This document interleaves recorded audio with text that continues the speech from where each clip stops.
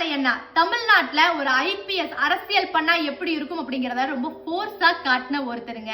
கட்சியில ஒரு சில ஆண்டுகளுக்கு ஒருக்கா பதவிகள் அப்படிங்கிறது மாற்றி கொடுக்கப்படும். அதன் ரீதியா அண்ணாமலை அண்ணானால மாநில தலைவரா இந்த தடவை தொடர முடியல.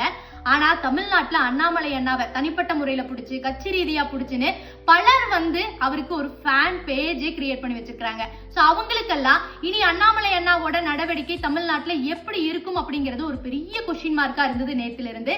இப்ப அதுக்கு அவர் ஒரு பதில் சொல்லியிருக்காரு. அது என்ன அப்படிங்கறது பாக்குறதுக்கு முன்னாடி அவரை பத்தி ஒரு சில வார்த்தைகள்.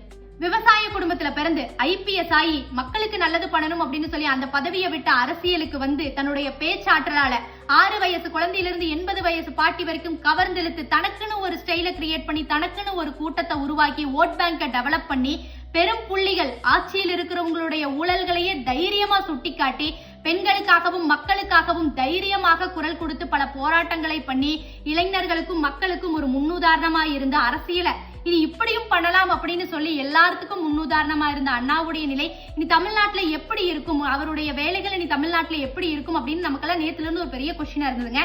அதுக்கு அண்ணா ஒரே பதில் சொல்லியிருந்தாரு, இனி எனக்கு வரக்கூடிய ஒவ்வொரு பால்களும் அது சிக்ஸரா தான் இருக்கும் அப்படின்னு சொல்லியிருந்தாரு. இந்த வீடியோ பாருங்க. அந்த அடிச்சு ஆட வேண்டிய அந்த பாக்ஸிங் கலை எப்பவுமே ஒரு அரசியல்வாதிக்கு தேவைப்படுதுங்க. அதனால கொஞ்சம் பேச்சு ஸ்டைலையும் நம்ம மாத்திரணும். நீ பக்குவமாக பேசுறதுக்கு நயினார் அண்ணன் இருக்கிறான். அண்ணே கூட்டணியை பத்தி நீங்க ஒண்ணு சொன்னீங்க, அவங்க ஒண்ணு சொன்னாங்க. அண்ணே நயினார் அண்ணன் பேசுங்க, நமக்கு சிம்பிள் வழிதான். நயினார் அண்ணன் இருக்காங்க, அண்ணன் பேசுங்க. என்னங்க அண்ணன், இனி நம்ம பாலை மட்டும் நாம் அடிச்சா போதும். இனி பவுன்சர்ஸ் டஃப் பால்ஸ் எல்லாம் நயினார் அண்ணன் பார்த்துக்குவார். அவர் ஃபிளிக் அடிக்குவாரு, அவர் டிஃபெண்ட் பண்ணுவாரு, அவர் பிளே பண்ணா. இனி ஒன்லி 6 அடிக்கிறதா நம்ம வேலை.